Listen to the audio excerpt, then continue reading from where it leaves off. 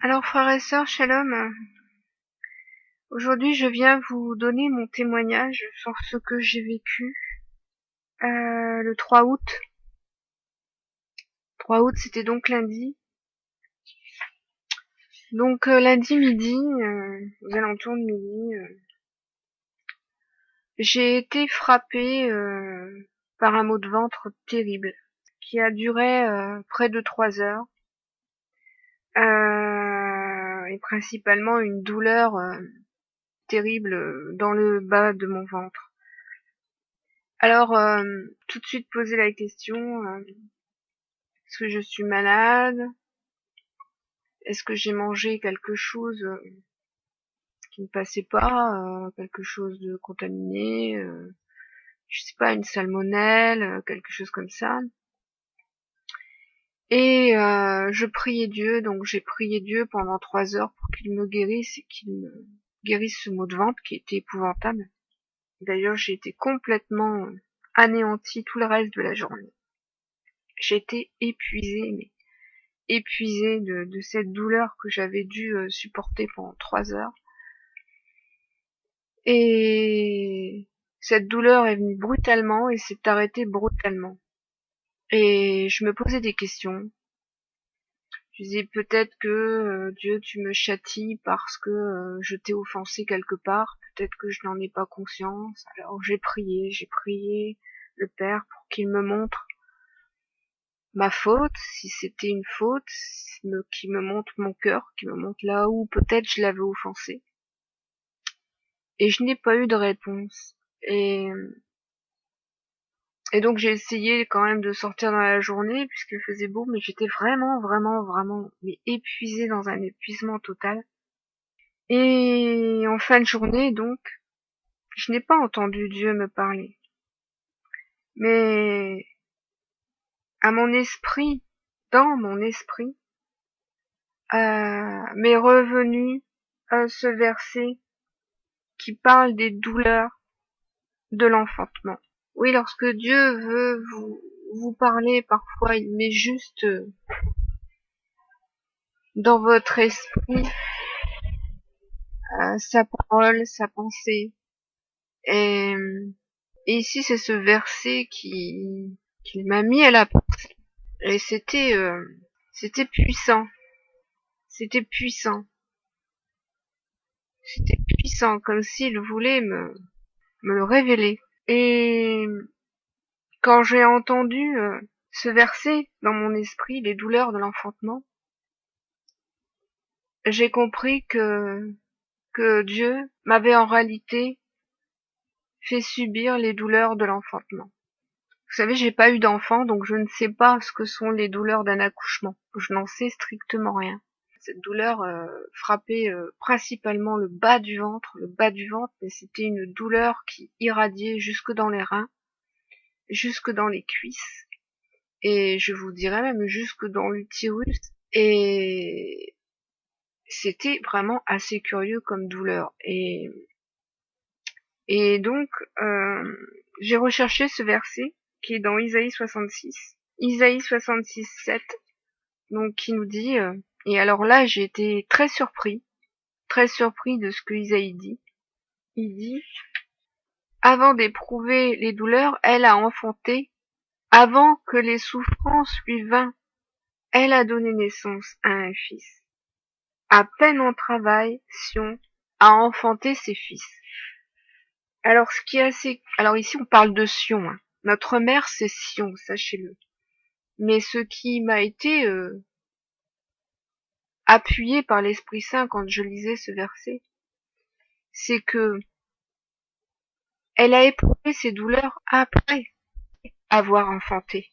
En principe, une femme qui accouche éprouve les douleurs avant l'enfantement et pendant l'enfantement. Et là, il est dit, elle a enfanté avant d'éprouver les douleurs. Alors on peut se poser la question, qu'est-ce que cette douleur qu'elle ressent, non pas parce que elle accouche, mais parce qu'elle a enfanté? Qu'est-ce que cette douleur? Sion a enfanté Israël, Sion enfante les fils et les filles de cette postérité. Et Paul nous en parle dans Romains 8. Nous savons en effet que toute la création jusqu'à ce jour gémit en travail d'enfantement, et non pas elle seule. Nous-mêmes, qui possédons les prémices de l'esprit, nous gémissons nous aussi dans l'attente de la rédemption de nos corps. Parce que nous gémissons avec elle, nous participons à ses souffrances. Et en fait, Dieu était en train de me révéler que je participais aux souffrances de Sion, qui est ma mère. Et à ce moment-là, je suis tombée donc plus loin sur, toujours dans Isaïe, car Isaïe nous dit ensuite, avant d'éprouver les douleurs, elle a enfanté. Qui a jamais entendu pareille chose, ou qui n'a jamais rien vu de semblable? Un pays peut-il naître en un jour? Une nation est-elle enfantée d'un seul coup? À peine en travail, Sion a enfanté ses fils. Et réjouissez-vous avec Jérusalem, faites d'elle le sujet de votre allégresse, vous tous qui l'aimez, tressaillez avec elle de joie, vous tous qui menez deuil sur elle. Et là, mener deuil sur elle, c'est éprouver les douleurs de ce deuil, en fait, parce qu'elle éprouve ces douleurs après avoir enfanté, et cette douleur, c'est celle de perdre ses fils, ses filles, aussi des tribulations qui sont infligées à sa postérité, parce qu'une mère souffre quand son enfant souffre. Et donc notre mère Sion souffre avec nous lorsque nous sommes persécutés par l'ennemi. Et cela, le Seigneur me l'a fait vivre, me l'a fait comprendre, parce que j'ai annoncé, oui, que l'enlèvement viendrait après les tribulations. Et Dieu m'a fait vivre donc ce moment de douleur, afin que je puisse vivre la parole qui était écrite. Parce que nous faisons partie des affligés de Sion. Et cela est dit dans Isaïe 61, donc nous faisons partie des affligés de Sion. Isaïe 61, ça annonce Yeshua qui vient pour apporter la bonne nouvelle et pour publier une année de grâce et un jour de vengeance de notre Dieu. Et pour consoler tous les affligés. Pour accorder aux affligés de Sion, pour leur donner un diadème au lieu de la cendre. La cendre, c'est le deuil. Une huile de joie au lieu du deuil. Tellement on les appellera les térébintes de justice, une plantation de Dieu pour la gloire. Il faut que je vous dise que oui, le 14 juillet 2018, le Père m'a dit, je t'ai planté tel un térébinthe de justice. Ici, cela m'a rappelé la parole qu'il m'avait donnée, donc le 14 juillet 2018, et qui me renvoie donc à ma mère, à Sion, et à ses douleurs, et qui est celle d'ailleurs des tribulations, hein. Et ceci, Yeshua nous en parle dans Matthieu 24. Quand il annonce une nation s'élèvera contre une nation, un royaume contre un royaume. Il y aura en divers lieux des famines, des épidémies, des tremblements de terre, et dit tout cela ne sera que le commencement des douleurs, c'est-à-dire le commencement des tribulations, des jours de détresse qui succèdent donc à l'enfantement de sa postérité. Alors d'ailleurs, détresse, les jours de détresse dans l'évangile de Matthieu 24 ou de Luc 21 se traduit donc en grec par le mot thlipsis, qui veut dire donc oppression, affliction, tribulation, détresse, mais aussi souffrance, parce que les tribulations sont des souffrances. Les tribulations sont donc des douleurs. Alors je vais pas ici rentrer dans l'Apocalypse parce que j'ai eu des révélations sur cet événement, mais aussi sur l'Apocalypse, et en particulier sur l'Apocalypse 12. L'Apocalypse 12, la femme, c'est notre mère, c'est Sion. Cette femme, c'est Sion. Il faut le comprendre comme ça, et comprendre justement que cette femme qui va se cacher dans le désert, c'est notre mère Sion, et qu'il est bien dit que la bête ira faire la guerre au reste de sa postérité. Et c'est pour ça que Sion souffre, parce qu'elle souffre avec ses enfants. Et Yeshua en ce moment prépare son épouse, il la réveille pour la préparer. pour la préparer à affronter les événements qui vont arriver. Je ferai donc un autre audio sur cette préparation et sur les événements qui viendront.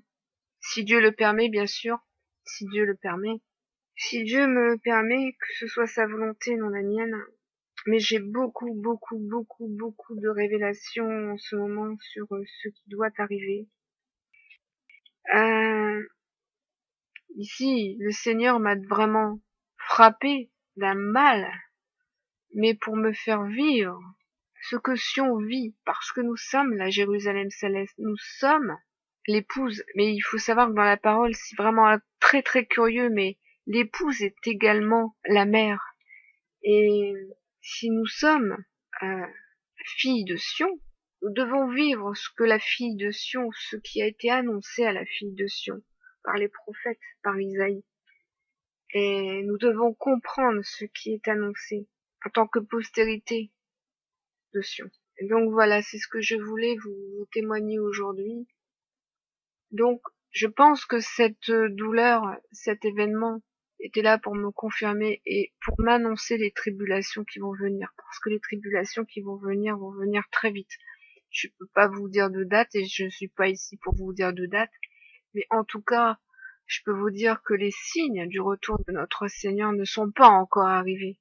Les véritables signes qu'il a prophétisés dans Luc 21, les véritables signes qui sont de Luc 21 qui nous renvoie à l'Apocalypse ne nous sont pas encore arrivés, mais vont arriver. La puissance des cieux sera ébranlée, a dit Yeshua. Et quand la puissance des cieux sera ébranlée, vous saurez là que c'est les signes de son retour. Le Seigneur me presse pour me préparer et préparer l'Église parce que il m'appelle à vous préparer à ce qui doit arriver.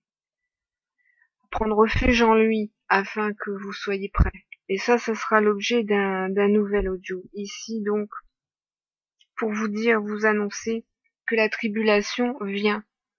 Alors tenez-vous prêts et préparez-vous à ce qui doit venir.